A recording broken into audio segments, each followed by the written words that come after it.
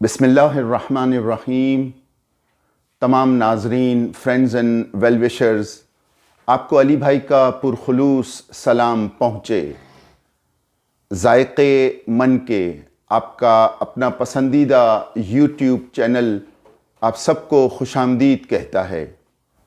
शुरू करते हैं अल्लाह के पाक और बाबरकत नाम से जो दिलों में छुपी हुई नीयतों से बाखबर है। एक बार फिर आप तमाम नाजरीन की खिदमत में तकरीबन 2 हफ्ते के ब्रेक के बाद हाजिर खिदमत हूँ।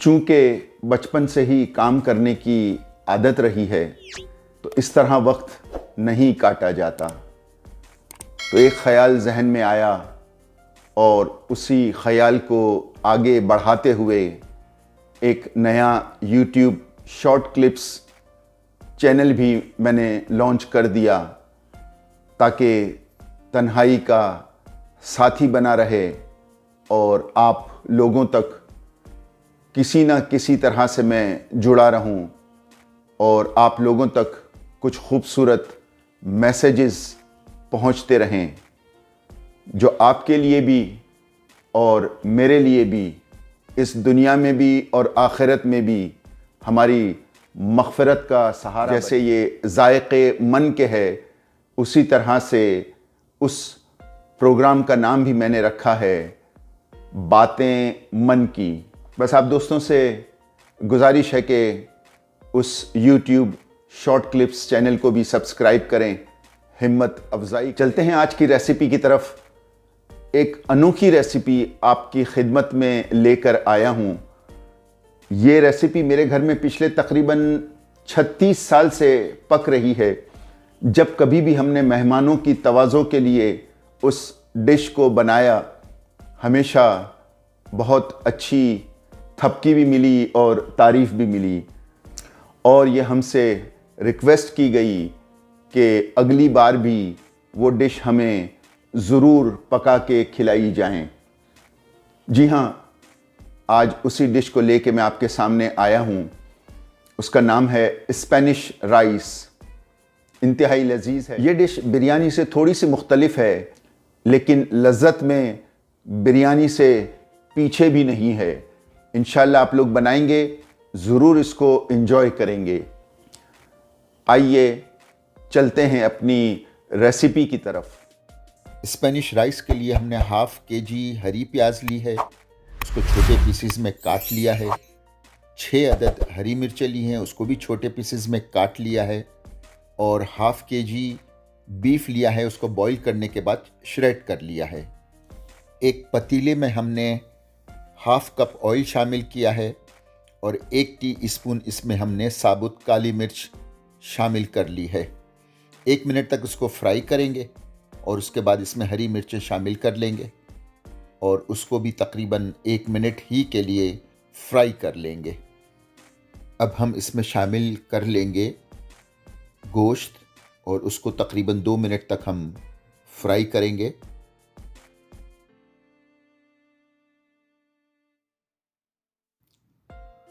अब हम इसमें शामिल करेंगे हरी प्याज।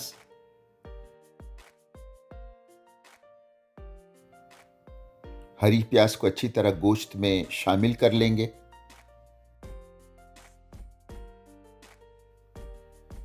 अब हम इसमें शामिल करेंगे 2 कप टोमेटो केचप।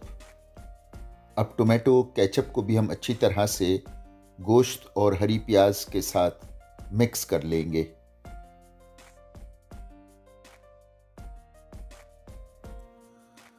अब हम इसमें शामिल करेंगे 1 टीस्पून नमक, या आप हस्बे ज़ायक़ा भी नमक इस्तेमाल कर सकते हैं। 2 टीस्पून हमने इसमें शामिल किया है चाइना सॉल्ट। अब बहुत अच्छी तरह से इसको हम मिक्स कर लेंगे। मिक्स करने के बाद तकरीबन 5 से 7 मिनट तक हम इसको मीडियम आंच पर पका लेंगे। स्पेनिश राइस बनाने के लिए हमने हाफ़ केजी बासमती चावल का इंतखाब किया। उसे बॉईल करके उसकी एक तह पतीले में नीचे जमा दी। अब उन चावलों पर हम गोश्त और हरी प्याज का जो मसाला बनाया है उसकी एक तह जमा कर देंगे। अब बाकी चावलों को भी हम मसाले के ऊपर तह बना के डाल देंगे।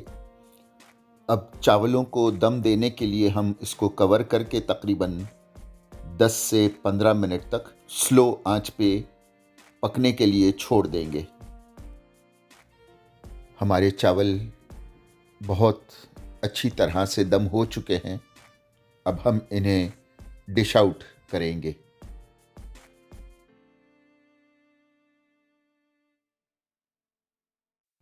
अब करते हैं इसकी गार्निशिंग बॉयल अंडों के साथ और फ्रेंच फ्राइज के साथ।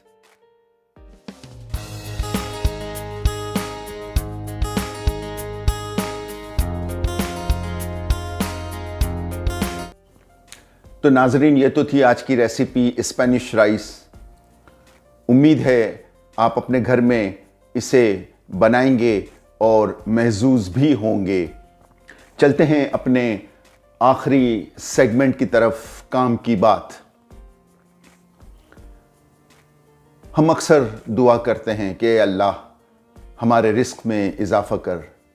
कौन है जो इस दुआ से मुस्तफ़ीद होना नहीं चाहता? हर एक की यही तमन्ना है कि उसे भी ज़्यादा से ज़्यादा रिस्क मिले, ज़्यादा से ज़्यादा पैसा हो उसके पास, ताकि उसकी तकलीफ़ें कम हों और आसाइशें बढ़ सकें। लेकिन एक बात आपको जहन में रखनी होगी कि पैसा कभी अकेला नहीं आता। जी हाँ, पैसा जब भी आता है तो अपने साथ कुछ तकालीफ, कुछ मुश्किलें और बहुत सारी आजमाइशें अपनी गोद में लेकर आपके यहाँ हाजिर हो जाता है। उन आजमाइशों में आपकी और आपके घराने की सेहत भी है, मुश्किलें परेशानी भी हैं और रिश्तेदारों के साथ ताल्लुकात में ऊंच नीच भी शामिल है। ये ऐसी नेमत है जिसका कुरान में बार बार ज़िक्र है कि हमने औलाद और पैसा तुम्हारे लिए आजमाइश का ज़रिया बनाया है। यकीन मानिए, ये सिर्फ़ और सिर्फ़ आपका ज़र्फ़ होगा और आपकी तरबियत होगी कि जो आपको या तो मुकाम अज़मत तक पहुंचा देगा, या तो आपको ऐसे मुकाम पर लाकर खड़ा कर देगा जहां सिवाय पछतावे और हाथ मलने के कुछ भी नहीं रह जाता। और इसका तमाम तर दारोमदार आपकी सोहबत और आपकी तरबियत पर मुनहसर है। एक सोच पैसा आने के बाद ये भी बन जाती है कि ना हमें रिश्तों की ज़रूरत है, ना हमें रिश्तेदारों की ज़रूरत है। बस अब ये पैसा ही हमारे लिए सब कुछ है।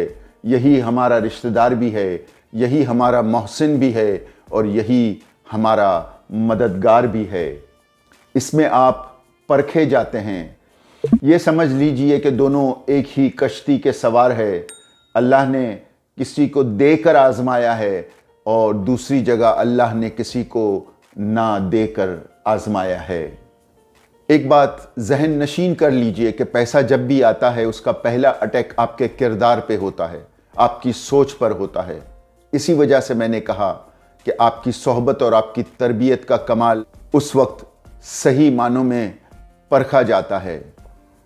चूँकि पैसा आने से इंसान में एक खुद एतमादी बढ़ती है कि आप अपनी हद से तजावुज़ कर जाते हैं।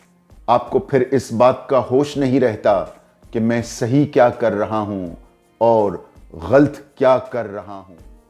पैसे की खुद एतमादी और जज्बात आपकी सोच पे हावी हो जाते हैं और एक गलत राह का इंतखाब करते हुए उसी गलत राह पर चल पड़ते हैं। तो what is the theme of the story? मकसद बताना सिर्फ यही है कि जब पैसा आए तो अपने आप को, अपनी सोच को काबू में रखना है। अपने ज़र्फ़ का इम्तिहान अगर देना है तो आला तरीक़े के साथ देना है। ये ज़िम्मेदारी आपके दोस्तों की है, अहबाब की है और आपके घर वालों की है। जहाँ पर भी उन्हें लगे कि ये गलत जा रहा है, बग़ैर किसी हेलो हुज्जत के आपको वहीं पर टोक दें, चाहे आपको ये बात अच्छी लगे, चाहे ये बात आपको बुरी लगे। उनकी ये ज़िम्मेदारी बनती है आपके उस गलत काम में खड़े ना हों जिसकी सज़ा इस दुनिया में भी है और जिसकी सज़ा आखिरत में तो मिलनी ही मिलनी है। बस आज का मेरा मैसेज यही था। उम्मीद है कि आप लोग गौर ज़रूर करेंगे। अब इजाज़त दीजिए इस इल्तमास के साथ कि अली भाई को अपनी पुरखुलूस दुआओं में याद रखिएगा। जज़ाकल्लाह खैर।